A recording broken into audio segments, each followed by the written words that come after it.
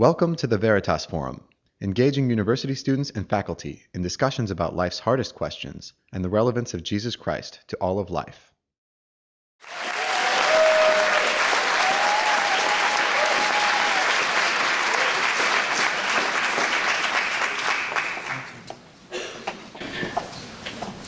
I have notes. I always carry notes. My friends, it's awesome to be here. Thanks for inviting me. Thanks for all the organizers. I know tons of work has gone on behind the scenes to invite people, just to organize things, and make sure things are running smoothly. A special thanks to the Veritas Forum itself for being, being a big coordinator for all these events. Most importantly, yeah. Is your mic on? Mic's on. Okay. And most importantly, I just want to thank you guys for your time to come here. I just hope this next hour is actually worth your time to spend on a night at college. So let me tell you a couple of things about college that I love. The great thing about college to me is that now is probably the only time in your life where you get to struggle with big questions. You can just have a time to enjoy time in your dorms, talking to your friends, having pizza, and asking these tough questions. The title of this talk is actually addressing some of these questions. Let me give you some, right? What is the nature of reality? What is real? Is there a God? Can we prove it? What does science have to say to all of this? And here's the question I personally struggle with. Why are infinity scarves so popular? Isn't it just a scarf? I don't know what the new trend is, right? Anyway, today we're going to talk about these big ideas, right? Like God, science, reality. Now, every one of us has our own perception of what is real. How is it that what I think is real is different than what you think is real? Who has it right? Which one of us wins? There are these different notions of even what reality means. Let me give you an example. Here's a notion of what it means to be mathematically real. This is called the Gauss-Bonnet theorem. Not sure if you've ever seen this before. Let me just give you a breakdown. You know it's going to be a math lecture, right? So let me just give you a breakdown. So what it says is that the integral, which just means add up. That's all the integration means. If you add up the curviness at every point on a surface, it's equal to 2 pi times the Euler characteristic of that surface. Which means you take a sphere, every point on the sphere has some level of curviness. If you add it all up, it's going to be 4 pi. If I stretch the sphere, the total curviness is still going to be 4 pi. Although the little curviness at every different point is completely changing. It's one of the most amazing results. One of my favorite results that talks about shape. Is this a notion of reality? Some of us here in this room, I guarantee, are getting turned on by this result. Many might agree with Stephen Colbert when he says the equations of the devil sentences. So what is real? Is math real or just complete figment of imagination? Some game that certain people play. But let me give you this other snapshot of reality. Here's Stephen Hawking's most recent book. Here's what he writes. He writes, the universe does not have a single existence or history, but rather every possible version of the universe exists simultaneously. It's this notion of the multiverse. Right? That means at this second, right now, this concept of reality is happening, along with every other possible thing you could be doing at this very second. And all of those things are real. And this is only one snapshot of all of the realities that's out there. So, is that reality? Has physics told us that there's this other concept of reality? What does it even mean to talk about what's real? Look, my friends, for thousands of years, the notion of reality has always been linked to a notion of a God. But today, we're in 21st century America. Reality is no longer linked to church or a measurement of what holy days are. That's not how we measure what things are real. Look, there's a belief today that religion is no longer relevant. What it is, here's what religion is. It's a scaffolding. It's just there to hold things in place until science comes and explains to us what's going on. In time, you don't need the scaffolding anymore. Might as well take it off now, because it's just fake anyway. So let me give you an example of what this is. This is Michio Kaku, a famous physicist. Here's what he writes. It's a rephrasing of a quote by Arthur C. Clarke, and he writes the following thing. Any sufficiently advanced technology is indistinguishable from divinity.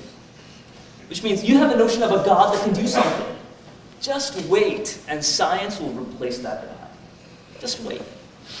Is that what it means to be real? Science, my friends, is the new measurement of reality. Black is the new white. Science is our new God. So here's the question, how do we get this way? This is not the way the world has always been. How do we get this way? Let me step back and give you a little snapshot of what's going on. During the time of the Renaissance, art and music and science and literature were all mixed together. You have these works of Da Vinci, who both was an engineer, a scientist, an artist. He blurred the lines between all these things. Faith, reason, beauty were interconnected. This resulted in paintings, poems, cathedrals, inventions, glorious things. And then, around 1750, after the Renaissance, the Enlightenment era followed. And here's what the Enlightenment said. It said, look, reason must be the primary source of authority. You cannot simply tell me that the sun is in the center of the solar system. You can't just say that because you believe it or you feel it. Prove it, test it, validate it for me.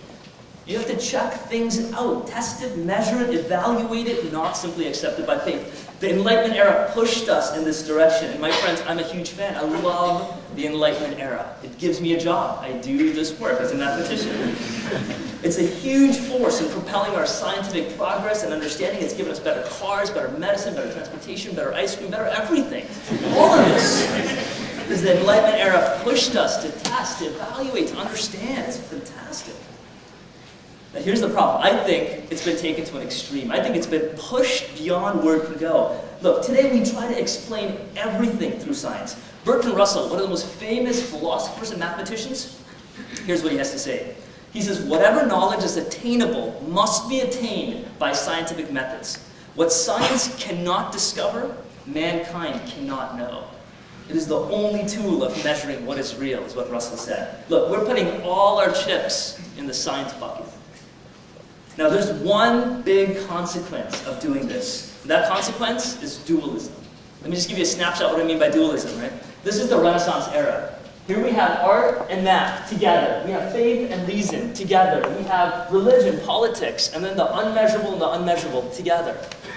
So what does the Enlightenment era say after the Renaissance? It doesn't say you have to pick one or the other. It actually says you have to pick one versus the other. Right? You see, on this side over here, you have the art major, who's kind, sensitive, loving, compassionate art student. And on the other side, the cold, calculating, snake-like mathematician. But sexy in their own way.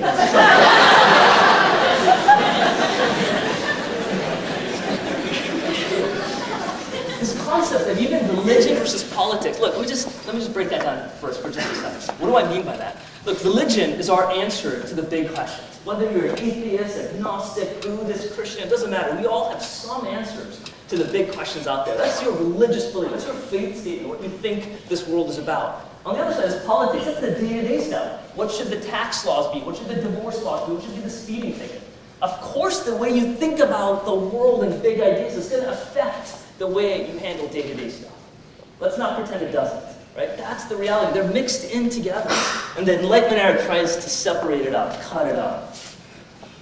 My friends, I don't want to sterilize this world. I don't want to cut up this world. I don't want to clean up this world. You see, I want to deal with the messy things of the world, the things that are really complicated. I love messy things. Let me give you an example of some messy things I love. Ice cream. Totally love it. This, I'm not sure if you've had it before. This is Grader's ice cream. They make this in Columbus, Ohio, and in Cincinnati.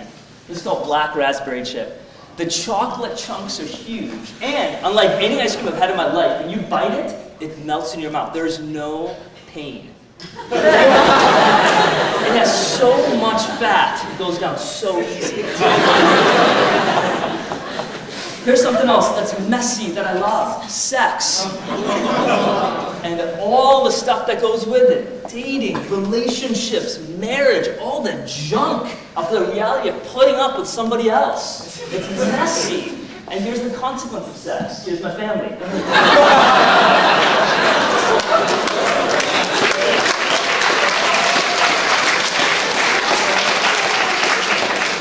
So the first thing you'll notice is that my wife does not look like me. And she'll be the first to say that marriage is the hard, messy thing. But if you married somebody outside your race, it's harder. Life is harder if you do that. Most people don't agree with what kind of toothpaste they like to use if you're married, right? Then you have this other Indian kid who has complete different notions of what real is. Complete different cultural settings. If you think that's tough, you have those two on the right, this one on the left, right? Their identity's messed up. What's their life going to be like? Indian dad, Chinese mom, what's going to happen? And if you think that's tough, then there's that little one, right? On my lap, here she is. Blonde haired, blue-eyed, my dream girl. I adore this girl to pieces. How is her life going to be in this world, right? With me and my wife and my kids all around her, and she is part of this clan. But this, my friends, is the messiness of reality. I don't want to clean it up because I love it all. I love all of this thing, and I want something that can make sense of the messiness of everything that I see. You see, whatever meaning, whatever truth, whatever reality there is in this world, I needed to address the messiness of my life. Listen, I love science. I love it. I love it. It's a wonderful tool to measure things, to find patterns, to make amazing predictions, but it is not enough to handle the full mess of life. Science is just one language of truth, one tool in an entire toolbox. Look, this is why we have other languages in this world. This is why we need philosophers, writers, theologians, artists, musicians. They're trying to capture the different parts of expressing the complicated immensity of this amazing world. Look, let me show you how different disciplines come together just in math, right? You would think that math is kind of this one corner thing that does its own, that it's amazing how these worlds come together. And when many of us think of math, the first thing you think of is that you start getting a little nauseous, right? You're thinking of algebra, trig, calc. As I say those words, many of us, yes, I understand. Few people think of math and say, wow, I think of beautiful pictures. Very few people think like that. Why? Because here's a quote by John Little that I want to share with you guys. John Little is an amazing number theorist. He said, a heavy warning used to be given. The pictures are not rigorous. This has never had its bluff called and has permanently frightened its victims. What he says is that in math, we somehow think an equation is more true, more honest, more real than a picture. Can you trick people using pictures? Can you deceive people using images? Absolutely. Can you deceive people using algebra? Yeah, totally. You can deceive people using anything, right? The problem is we somehow think pictures are worse than any other notions of reality. Look, let me give you an example. Let me be really concrete. Here you go. These are pictures I drew. What they are 4 different examples of 4-dimensional objects that have been pushed into 3D. All right, so there they are, 4 different things, 4 different polytopes. A polyhedra, a polygon is 2D, a polyhedra is 3D, a polytope is 4D and higher. So here are 4 different things that are 4-dimensional. Here's a claim. All 4 things are identical. I claim that the only difference between the 4 of them is that you're looking at them from a different direction. Now, here's the question. What is the proof? What is the claim? What is the absolute proof that all 4 of these are identical? There's no proof. There's no proof. Here's what I claim. There's the proof, and here's the proof. This picture is the proof. This is the proof. There it is. It's right there. Just look and figure it out. The answer is, many of you are thinking, well, I can't do it. That's because you suck.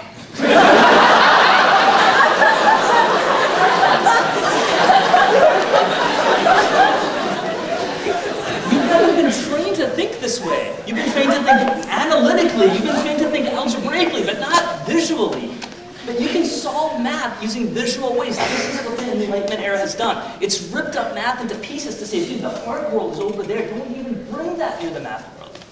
But they're the same things, my friend. They're these different tools that we can use to understand. Let me give you some more examples of what I'm talking about. Math and art are not on opposite sides the way we think they are. They're a lot closer than you think. Here's some examples, right? Origami. This is Robert Sabuda and Matt Reinhardt's work. I think pop-up books are some of the most beautiful works of art out there. They're incredibly hard to make. And these guys are masters of this world. Origami to me is an intersection of math and art. These 2 worlds that you think are on opposite ends of the spectrum, they're basically the same game. This is gorgeous. Let me give you some examples of how math and art fit together in origami. This is the James Webb Space Telescope. This telescope is the size of a tennis court. And what we want to do is we want to put this in space, and it's going to crush Hubble in 2018 when it launches. It's going to get images more beautiful than you could ever imagine. There's only one problem. How do you take something the size of a tennis court and launch it into space? And the answer is, you fold it. You fold it into a rocket. You launch it out there, and then you unfold it. Of course, you fold it too much, And all those lines of compression that's going to give you problems is going to give you errors when you start reading the data. And you say too little, and it doesn't fit into the rocket. So what we want to do is use origami ideas to actually think about the right ways of doing this. Here's something else, the Kurobayashi stent. There was a young lady, she was a doctor, she was doing residency, she went to visit her friend in Japan. She went to the origami museum just on a day off that she had, walked around, came back, and she realized she can design a stent based on origami folding techniques. A stent is something you put inside your arteries to unclog it so the blood can flow again. And so something like this turns into something like this, just from origami folding techniques. And now it's worth over $2 billion. So this notion of how math and art fit together, it's truly amazing. Here's something else. This is just plant folding and unfolding. There's an example of a fern. You know, when plants actually grow and leaves are formed, have you ever noticed during the time of spring that all of a sudden everything looks green? Now what wasn't green before just looked like within a week, boom, everything happens. And here's why. Plants have actually created their leaves. And if they grow it at the right stage, sort of in a linear way, it's going to kill them because it can't absorb photosynthesis at a young age. But if they wait too late to start growing their leaves, then it's not fast enough for them, it's going to kill them because it needs the energy fast. So here's what plants do. They make the leaves and they fold it. And when the right time comes, they immediately unfurl it. It's amazing what they do. And they're doing origami design in plants. We're trying to figure out how this is all working out. How nature's trying to tell us all these things. Here's something else that has to do with origami. Protein folding. The way proteins come out of your... I'm sorry if I hurt a nerve right there. The way proteins come out of your body, it's just little linkages that comes and folds and spins and it forms some three-dimensional tube that can interact with enzymes sort of the right way. And if the protein gets folded incorrectly, you get mad cow disease or you get Alzheimer's. So if we can find out simple ideas of how to fold sheets of paper, then maybe we have a way of understanding how to cure Alzheimer's. If we can understand how folding and unfolding works. These disciplines that you think, oh, dude, folding and unfolding, that's silly, that's an art project. It turns out it's in one of the most cutting edge things, both in math and in science. And here's something else that kind of wraps it all up together. This is a work by Eric and Martin Demain. Eric Demain is a professor at MIT. He was 19 when he got his PhD. And he got his PhD at University of Waterloo. Superstar, really bright kid, solved one of the great unsolved problems in his field. And MIT, in the CS department, the computer science department, said, "We want you, my friend. You have a tenure-track job at MIT. It is, for what he did, the best job in the world." And Eric said, "I'm not sure about that." And MIT goes, "You're kidding, right? Like, what else do you need, my friend?" And they say, "No, my dad's looking for a job." I'm, of course, embellishing the story. But he said, "What does your dad do?" He goes, "Well, he's a glass blower." So MIT built this dad a glass blowing studio 2 floors down from Eric's office. And Martin Demain, his dad, has an office right next to Eric's. Together, they've written over 300 papers. And Eric, just a few years ago, won the MacArthur Genius Grant around the age of 25. $500,000, no questions asked, just for being smart. And so MIT was not foolish in what they did. But let me tell you this story. This is origami that has curves in it, made from just flat pieces of paper. And this actually is a work in the Museum of Modern Art in MoMA. It's in their permanent collection, based on the work Eric and his dad did. So this idea of folding and unfolding, you would think in math, that we've actually just cornered away into one side to say, dude, that's the technical analytic side. The walls between that and art are really falling apart. Look, my friends, here's my encouragement to you at Devadoss, right? I know many of you guys really want to graduate, get that amazing job you've been looking for, and take as many courses as you can in your major. Look, enjoy your major, love your major, do what you can in your major, whether it's philosophy or art or music or science or bio or chem, whatever it is, just enjoy it. But use as much of your other time as you can to learn other things, to learn other classes. And here's why. Those tools in those other classes are going to teach you different things about life. Those tools in your other classes will actually teach you different things about your own major. Don't get obsessed with your one pathetic tool that you're going to use for the rest of your life. Learn the different tools out there. This is the time to do it. When you're working for a company, you will not have the luxury to say, I want to take a semester off and learn. Right? Nobody's going to do that for you. But now you can. This is the last shot you have. This is what college is about. That's my encouragement. Listen, when we think about all of these ideas of math and art and the Renaissance and the Enlightenment fitting together, here's what I want. To me, I want a model. I want a theory I want a story that encompasses all of these tools, that makes sense of all of them. Look, I'm ambitious. I don't want a theory of just the things you can measure and do things scientifically. I want a theory of everything. Look, I want to deal with, let me give you some examples of stuff I want to deal with. I want to deal with things like beauty. I want to deal with things like justice, like relationships, significance, all of these things that are beyond the scope of science. We are humans. We value all these things. Look, let me give you examples of where we value these things. Do you know that Victoria's Secret doesn't sell clothes using scientific data? What it does is it shows you beautiful, naked women. That's what it does. We value physical beauty. When you go to concerts and when you go to football games, we value and thirst for relationship. We want to be around other people. We want to think and share that experience. Look, this is why people in the world listen to Oprah. This is why they listen to Deepak Chopra. This is why you listen to music. This is why you care about mysticism. Because these tell you that there's some significance beyond us. We're thirsting for this. Look, why do your hearts burn when you watch 12 Years a Slave? When you watch The Godfather? When you watch The Matrix? Have you guys ever seen The Matrix? My favorite part in all of moviedom is when Neo walks to the metal detector. And they say, "Excuse me, sir, would you empty your pockets for loose change?" And he goes like this, just filled with guns. Oh, Neo. Oh, I love that so much because there's a thirst in me for redemption. There's a thirst in me for retaliation. Neo, set the world right. Free Morpheus. That's what you're thirsting for. Our hearts burn for justice. So what theory makes sense of all of these things that we as humans care about? Look, the Enlightenment says every one of these things can be explained by science alone. My friends, we are dealing with issues far more in complexity than dark matter or genetics or Gauss-Bonnet. What do I want to deal with? See, to me, science does not have a monopoly on reason. It doesn't have a monopoly on logic. It certainly doesn't have a monopoly on what is real. See, believing that science is the only measurement of truth, to me, is an incredible leap of faith. It's as big a leap of faith as believing in a God. And whether you realize it or not, each one of us are living lives of faith and belief.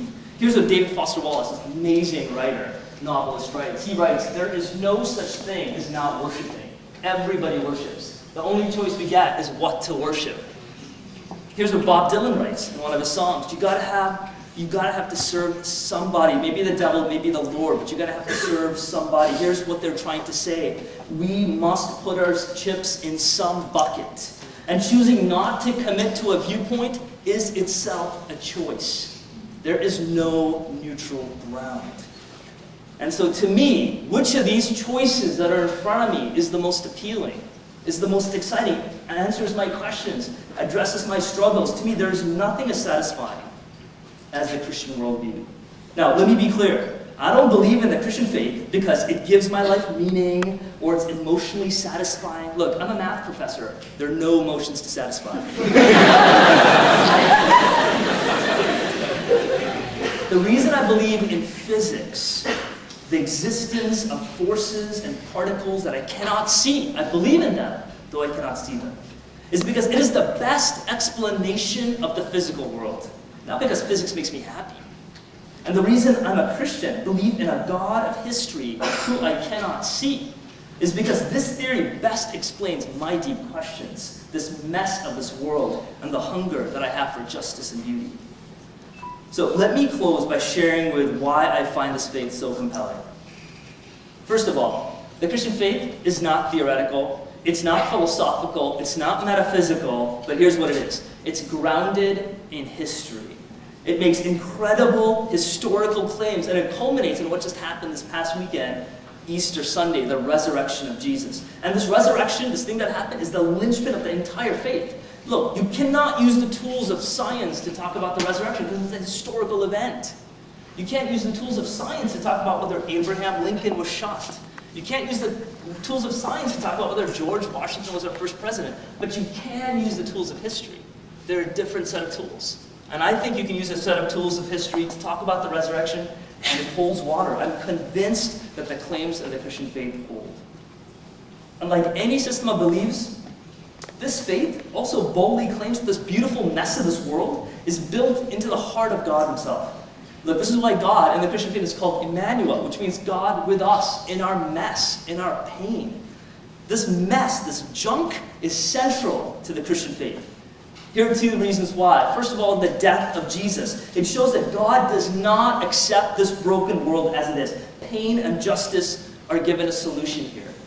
Now, some of you might be wondering, wait, isn't the death of Jesus completely weird? You're telling me there's a God of absolute love, and here you're showing it as a God of absolute wrath? Isn't the opposite of love, isn't that wrath just the opposite? How can you have a God that does both? And to me, I think of love and wrath as the same thing. You saw my little girl, right? I adore her to pieces. I love her. Now, if anybody hurts her, if she is in pain and somebody else is causing pain for my girl, there is wrath in me. There is injustice that's being done against her, and I want to set the world right. I want to redeem her and pull her away and punish those who are hurting her. That is the wrath in me. Look, the opposite of love is not wrath. The opposite of love is indifference. If I didn't care what happened to my girl. So here's what we see. At the cross, we see that God is not indifferent. We see that he pours his wrath on his son due to his love for us.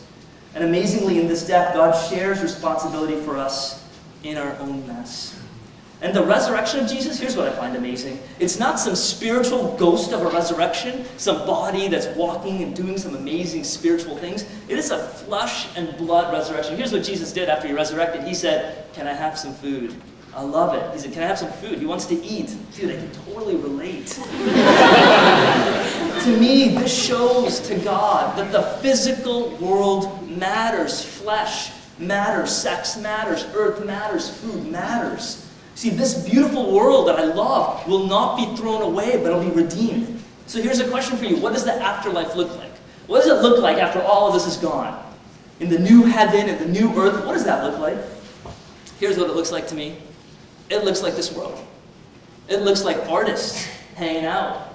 It looks like musicians playing music. It looks like inventors inventing, academics doing math. It is a world filled with ice cream. It is a world filled with fashion. It is a world filled with design, filled with poems. But it is this world redeemed. It is the way it was meant to be. It is not doing good things to get to heaven to sing songs to a magical God. Dear God, I hope not. In this beautiful world that will be set right with beauty, justice, wonder, and peace. And finally, when I practice this faith, I feel God's presence. He frees me from brokenness. The reality of God is there, offers me true acceptance. I see in my life more peace, more love, more understanding, and a wisdom to live life well. Let me close with a quote from one of my favorite books, The Princess Bride. The quote says this: "Life is pain. Anyone that says different is selling something." My friends, don't expect to come here and spend a half an hour or 45 minutes talking and hanging out listening to me, and all of a sudden get some beautiful ideas to fix the world. All right, this is just the beginning step. Look, there are no quick, clean answers to these deep questions that we're talking about. That's what you're here to do in college. You're here to wrestle about it, talk about it. Don't be afraid to get messy. Thank you for your time.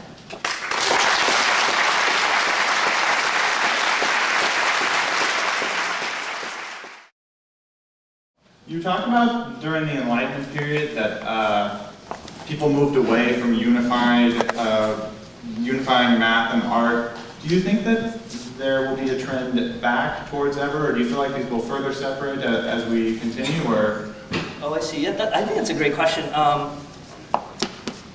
think we've just gotten really rich in the kind of stuff we study. So there's so much math. There's a guy named Gauss. I'm not sure if you've ever heard of him, but he was probably the last mathematician who knew everything about math everywhere. And after he was so prolific that after him, nobody could keep up with math. It just got huge. And this is true in biology. If you think about biology, we now know a little bit about microbiology of plants that live in Africa, under this temperature. And that could be your specialty. But biology is so huge, chemistry is so huge, history, art, linguistics, everything is so huge that we can't wrap our minds around it. I think the only danger about the Enlightenment era that I think of is not the fact that things have gotten deep and rich and separated to a certain degree, but that people think that these fields can't come together, and in fact, that science is the only way of addressing them. That's my big worry, is that there's nothing wrong with going deep in your world. There's nothing wrong with becoming a doctor or professor or a lawyer enriching yourself. But to say that the only answer is reason alone, the only answer is science alone, that's my worry. So I think as time goes on, these fields will merge in different ways, right? We're seeing art fixing and working its way toward biology and math and these different things. That will continue to happen. But the mastery of Da Vinci, the one person knowing it all, in terms of this concept of engineering and forefront of art and the forefront of science, the forefront of design, is not going to happen. Gotcha. Thank you. Okay, so from the audience, who has questions? Go ahead. You want a mic or do you want to yell? No, I'll yell. Thank you, first of all, for your time. I appreciate it. I'm not sure we actually answered the question of the topic. Does science make faith obsolete? Right? You talk about the merging of things, art, science, math, right? Why can't faith in all those things merge as well? And I think you kind of just mentioned that, right? You kind of went there a little bit. Yeah, so to me, the question was, to go back to the original question again, does science make faith obsolete, right?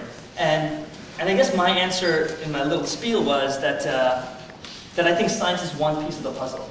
That to say that science is the only piece of the puzzle is not enough. And so that's one answer. And how that relates to faith is the following thing. I think that we are all people of faith. So if you say that, you know what, science is all you need to answer all the questions of this world, that is a faith claim. To say that there is no God, that is a faith claim, right? So to me, faith is always present, regardless of your opinions about science. Whether you can say science is alone, and that's enough for it, or science is needed with some other tools, or science is needed with history and to understand how God works. So is it okay to say that you can have faith in more than one thing? yeah, I have faith in, I mean, to say that you only have faith in one thing is dangerous. I have faith in lots of things. I have faith that when I get on a plane, it's going to work, right? That all the mechanics of that plane, which I don't really understand, what do I know about? You know, dynamics and tension and the electrical circuitry that's going on, that's going to work. The pilot's mind is going to work. I have faith in those things. So there's lots of things that I have faith in. Absolutely true. Thank you. All right, questions? Go ahead. Thank you, Doctor. Thank you for your time. Have you ever been, in the academic community, have you ever been ridiculed for your faith? And if so, can you give us an example? I guess what I'm hoping for is conviction, or not conviction, but inspiration, because if you're a growing academic, a budding scientist, how do you respond, or how do you stay strong? So the question is, have I ever been ridiculed for my faith in my academic life? And any encouragement that you can have out of there. I don't think so. I mean, but at the same time, I wasn't speaking like this when I was a grad student. The reason is because that is the most repulsive thing a Jew can say. It is nauseating. I mean, maybe for us who've been exposed to multicultural ideas, multi-religious, we're in a pluralistic society in America, right? You have people from all over the world coming and hanging out. And you know, hey, you're a Hindu, that's cool, you're a Buddhist, that's cool. You can just soak in these religions. But to a Jew, that is repulsive. And in the heart of that comes this notion from a group of Jews that there is a man who's God on earth. That to me I find to be amazing that would happen. So you can say, well, they just did that. I find probabilistically the other way that something miraculous happened, for that to have happened in that one time ever. So that's one example. But there's lots of other ones historically that convince me. Go ahead. What would you say about like the historical backing of, because like obviously Christianity isn't the only one that's founded in history. That's right. So like one I found was like Zoroastrianism, Yes. and how there are several religions that where I'll see things that they claim that Christianity was like made up by like certain things, or like things like the sun, and that it's like, oh, of course they would have created this because it's like the sun which resurrects, and which, like, how would you react to something like that? Oh, you mean they claim with the resurrection of Jesus by saying the sun resurrects, like the sun rises? Well, yeah, like the thing that it's not a new belief. I see. So her question was, what do you think about other faiths that also have some historical roots that make claims about the Christian faith that says it's not that new? Right? Is that roughly what you're saying? So if you actually look at some of the great faiths of the world, to me, the Judeo-Christian faith, and actually Islam, which is sort of a follow-up to that trend, are the only ones that are rooted in historical things. right? And what I mean by that is the context of how God acts is through history. He acts not independently giving you texts of perfection. He actually acts through history, through his people.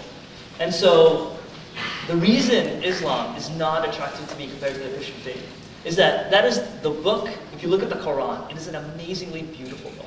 It's really beautiful. Except it's done in one thing. It's written in one language alone. Right? It's written in Arabic. And if you translate the Quran in any other language, that's great, that's cool, it's good to have an English version, but that's not the Quran. The Quran is only true, it's only real, it is only God's word in Arabic. Right? And it happened through one man at one time. Now if you look at scripture, if you look at the Jewish and the Christian books, it's a mess. It's written by lots of people over lots of time frames, lots of different languages, and nobody says these different translations aren't true. Behold, I have, you have 30 different translations on your iPhone, right, that you can read, and all of them, in some sense, are about the same version of what you're trying to understand. Nobody would say one is holier than the other one, because we understand the mess. And the reason, to me, the Christian and the Jewish faith are wonderful is because there's this messiness that God is working through his people. To me, the Quran is too beautiful, it's too perfect, and it's also not historical. It doesn't make historical claims like the way the Jewish faith and the Christian faith makes. When you talk about the Son and the resurrection, I actually think if you look at it in the context of the Jewish faith, the resurrection is an amazing thing. Look, let me just give you a little snapshot to answer your question about the resurrection, about the Son rising again. If you think about the resurrection as it follows, and Jesus was not the only Messiah that was there at that time. There were lots of Messiahs. And here's what happens. Anytime a Messiah comes, they make amazing claims. And then Rome says, oh, you're making claims to be the Messiah, the deliverer of your people? You're going to die. And the Messiah dies. This is tradition. This has happened lots of times. It's historically there. And what happens after a Messiah dies is one of a few things. First, everybody says, dang it, we got the wrong guy. It's the first thing everybody says. Not once did they ever say, no, wait, he's still the Messiah. Except once. Right? After Jesus died, they kept calling him the Messiah, which doesn't make any sense. The guy is dead. 2, after Messiah is dead, they actually move on to somebody else who's in the familial line. This is the way the Jewish mindset works. So when Jesus is dead, you go to Jesus' brother. Right? He's got the gift. Nobody came to James and said, you're the Messiah. Nobody did. They kept holding on to the fact that Jesus was the Messiah. This to me is amazing. And here's the third thing. When a Messiah is there, a Messiah is supposed to do 3 things. He's supposed to clean the temple, restore the temple because the temple represents God's presence on earth. He's supposed to bring justice to the enemies and peace to the nation. Those are the 3 things that Messiah is guaranteed to do. This is why Rome was so offended, because the Messiah is supposed to wipe out the enemies of Israel. That's why Rome slaughtered the Messiah. And when Jesus died, when people said, he is still Messiah after he was dead, if Jesus never rose again, then why would you call him the Messiah if the temple was never fixed, if peace was never there, and justice was never served? Why would you call him the Messiah? It doesn't make any sense. So to me, it's amazing that even after all this happened, after the temple was not cleaned, after there was no peace and justice was not there, still people held on to the fact, years and years and years after his death, that he was the Messiah. They never turned to James. They still kept calling him this. To me, I'm convinced that only an amazing thing would arise of this in a Jewish nation, in a monotheistic world. And that was the resurrection. All right, I saw a hand over here. Go ahead. Hi. I think many scientists don't want to take serious the idea of platonic universals and abstract objects because they lack any causal powers with the physical world. And so my question is, if God is supposed to be immaterial, how does he stand in any causal relationship with us? You're saying if God is supposed to be immaterial, how does he stand in relationship with us? In some causal relationship. Causal relationship, yeah. I don't even know, in all honesty, how to answer that question. So, to me, I don't view God in that sense, I guess, right? I don't view him in this immaterial sense. Here's the way I view it, right? My notion of God is a Jewish notion. It's not a Platonic notion. It's not a Greek notion, right? Where somehow God is a sort of a spirit part and we're the physical part, right? The Jewish notion is the following thing, that God is a God of creation. He made a world, a 4-dimensional world, space and time, it's 4-dimensional. And he's outside of this world. And he intersects this world and touches it, right, in physical, real ways. And he's done this through history. Some of these we call these the miracles. Some of this we call it the anointings of the different kings, and it came in the most amazing way in the life and death and resurrection of Jesus. So to me, from a Hebrew perspective, that's the way I would view God. All right, go ahead. Okay, so, I come from sort of a mentality in which, whenever I see with the Christian faith, I'm a strong follower, I'm a strong believer, but at the same time, I have a lot of friends who are non-Christian. They are very into the secular, other sort of faiths and whatnot. Now, when it comes to the stories of the miracles that Jesus did, the spiritual healings that he did, and everything that happened, the power of prayer, those sort of things are like those amazing things we hear in Scripture, but it's really hard coming from a mentality where I feel like I have to defend something. I have to put concrete evidence to support that. In your opinion, how do you support those healings, those miracles that happen? How do you scientifically say, or what am I doing with this? Yeah. So your question, let's just talk about miracles. So your question is, in the Christian faith, it makes sense to you, but you have friends who aren't Christians and who are lots of different faiths, atheists and whatever, and they ask you questions about the miracles, right? And they say, how do you explain this and defend this in a scientific way? So, to me miracles are, so it's interesting. So to me miracles are God reaching and touching this world through space and time and doing an act. They are clearly historical acts. That's what miracles are, right? They're not metaphysical and they're not psychological. They're things that happen, like the water turned to wine or the Red Sea parted, some physical, historical thing. Then the question is, how do you measure it? How do you measure history? And if somebody says, how do you prove that scientifically? The answer is you can't. So let's think about this just for a second. How do you prove that Abraham Lincoln got shot? Do you know he got shot when he died? Right in the theater? Well, how do you prove it? Scientifically, can we just shoot him over and over again and then put him in a test tube? What scientific thing can you do to prove Abraham Lincoln got shot? Well, you all believe it. What scientific thing? It's supposed to be a testable, repeatable experiment. What is that? The answer is you can't do it scientifically. That's not what it was meant to do. You can tell me scientifically what happens to lead when you give it heat. You can tell me scientifically what happens to a skull when you make it contact with it. You can do all that stuff. But about Abraham Lincoln actually dying, you have to use history. Right? And you say, well, historically, we have evidence that says he was shot. Look at this newspaper clipping that this guy wrote, and then here's the historical thing, and I trust the validity of that source. Same thing goes to miracles. So you say, I believe in miracles because historically they happen, and there must be sources that are talking about this thing. In other words, do you see miracles today? I've seen them in my eyes. Right? I've seen literally historical things happening in my eyes, namely miracles occurring. And so I could do that. I have friends who've seen it, and there are sources I trust. Does that mean you can have repeatable events and say, God, make the sky light pink right now? Right?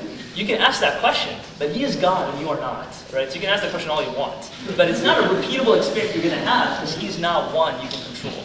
But that doesn't mean he doesn't intersect space and time and can manipulate it. Go ahead. All right. Okay. So I have some secular friends as well, obviously, with all this.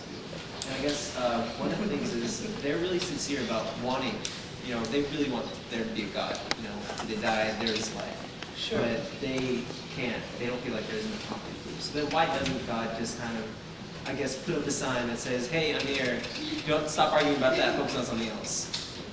Oh, so your question is, why doesn't God give us an amazing sign to say that it's God?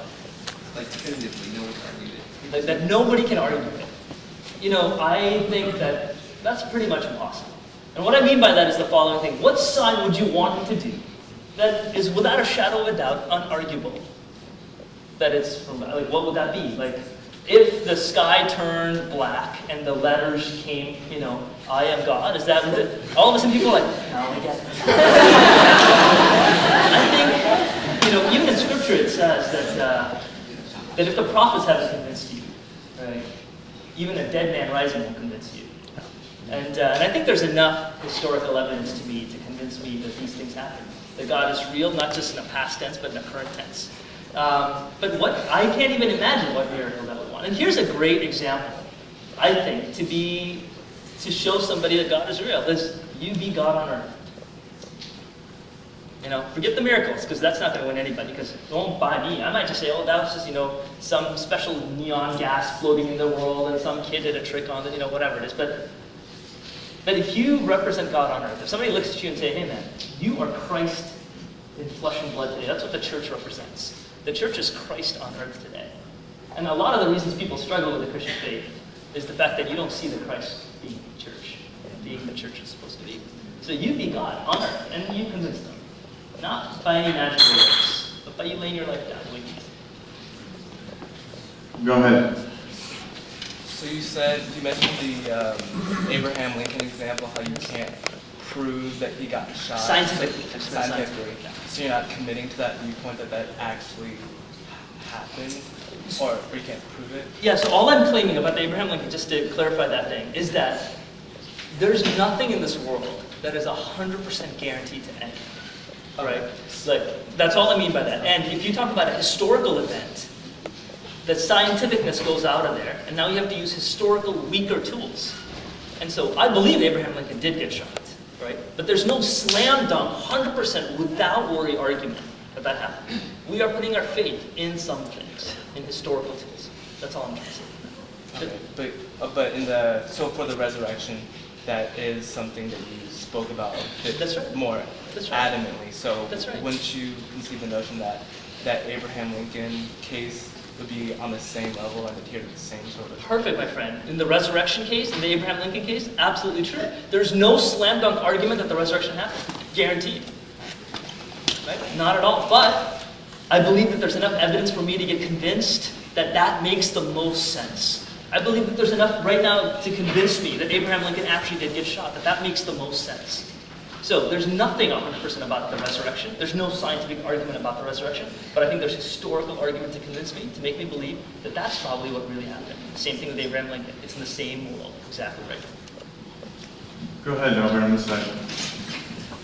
What about belief in God gives you clarity in the messiness of life, and what about God, what measure does that hold? So your question was, what is the belief in God that gives me clarity about the messiness of this life?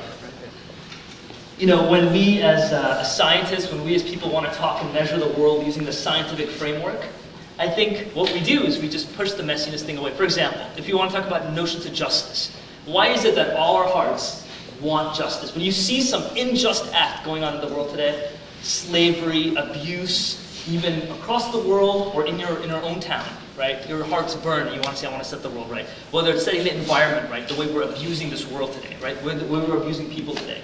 And I say, okay, what is it that says that that's wrong or right? Because science, what is it about us that all of humanity thirsts for justice, and we sort of agree what justice is, what good is? What is that? And to me, science doesn't say anything. It says something like this. It says, we're still thinking about that, figuring it out, and one day we'll understand our electronic impulses. Maybe it was partly because of evolutionary reasoning, that we want to protect ourselves and these kind of things. So there's some answers that it does offer, but it doesn't offer a full picture, a rich picture. And I think there are these bigger answers, if you include God, that it does fulfill it, especially to me, the Judeo-Christian faith, which says, here's why you thirst for justice. Because you are God's reflection. Right? He thirsts for justice, and you're his kid. Here's why you love beauty. Here's why you want the world set in order. Genesis 1, that God is a world of order. Do you love to organize your desk to make it look just right? There's something about it. It's like some people aren't good at it, right? But that doesn't mean that they don't wish that would happen. You won't look at their closet and say, I want to organize this closet. We have a thirst for that thing, because I think that's the way we're made. All right, so it's getting to be that time of night, so we're going to take our last question for the evening. Go ahead in the pink. So back to evolution. After each day, God said his creation was good. Yes. And on the fifth day, he created animals, and on the sixth day, he created humans. So where would you draw the line then between ape and human? Oh, in the particular case, that in terms of evolution, what actually happened? Yeah. That's a great question. In terms of, technically, here is a monkey sort of changing into Homo erectus and the Homo sapien, or man, right? Where's the line? I have no clue. I'll tell you, I have no clue. And to me, I'm sorry? I said, so then he could have created it in 7 days. Absolutely. Oh, could God have done it in 7 days? Oh my goodness, bam. Right? Does it in 6, hanging out in the 7. Absolutely. I'm not saying God wasn't capable of doing it in 7 days. There's absolute, I believe in a God that is, here's my notion of creation, right? I'm even going to turn it up a notch. Here's my notion of creation.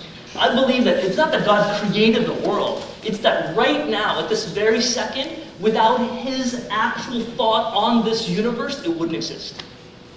The Jewish notion is called sustaining. He sustains the world. He is needed to keep the world, the universe, the universe. So my notion of creation isn't like there's God starting it and letting it run, and there's evolution. God's like hanging out going, ooh, I hope the ape works, That's not my notion is. And not even God is like intricately there playing with his fingers making the thing work. It is his mind on the universe, or the universe doesn't even exist. It is a sustaining God. It is a Hebrew thought. So this notion is such a radical notion, right? It's not just a when did God start the clock. But let me just answer your question about me not knowing. I don't know a lot of things. A lot of things. And if you ask a scientist, if you ask a physicist, here is all of physics, right? The beginning. This is no physics. This is every possible physics theory in the history of, we could ever know. Where do you think we stand in our knowledge of physics, right? I think if you ask a real a physicist who's actually engaged in research, they would say, we're probably at 2%. We just know almost nothing about physics. We don't know what dark matter is. We're getting gravity, but we don't even have a grand unifying theory. We're just scratching the surface. If you ask mathematicians, if you ask me, we're just getting math. We don't even know how to fold paper. Fully serious. The concept of origami folding, it's just brand new. Eric Demain, this 23-year-old kid, is one of the current, gods of this field. We know so little. So if somebody says, yeah, but you are willing to get on an airplane, literally risk your life getting on that plane, on a theory that we barely know. Right? We don't fully understand electrodynamics, we don't fully get electricity, we don't fully get gravity, and yet you're willing to put your life on that plane? Yeah, I am.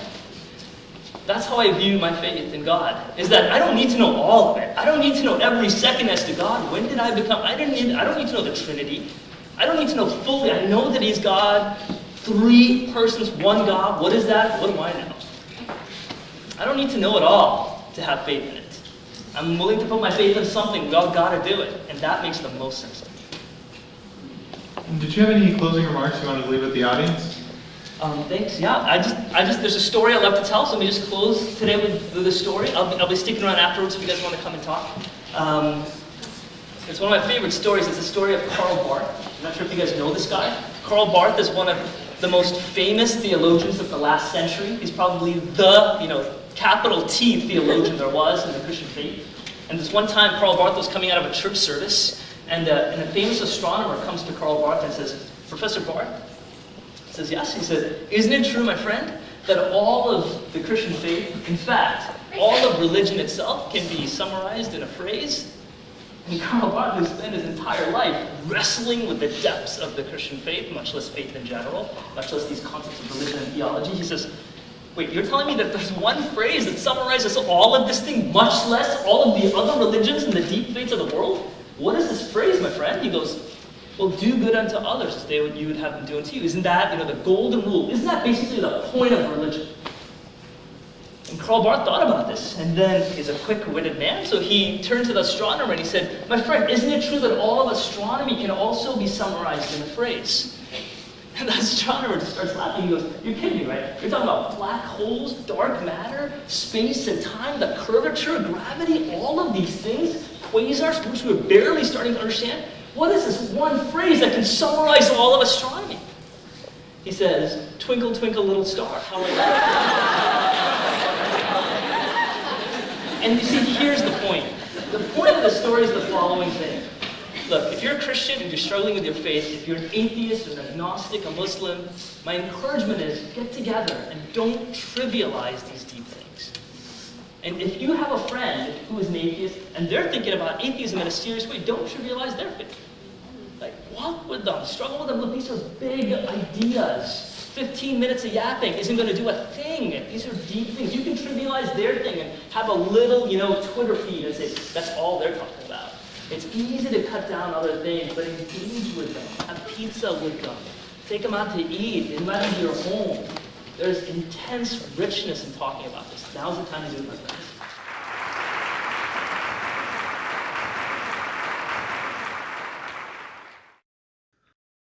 For more information about the Veritas Forum, including additional recordings and a calendar of upcoming events, please visit our website at veritas.org.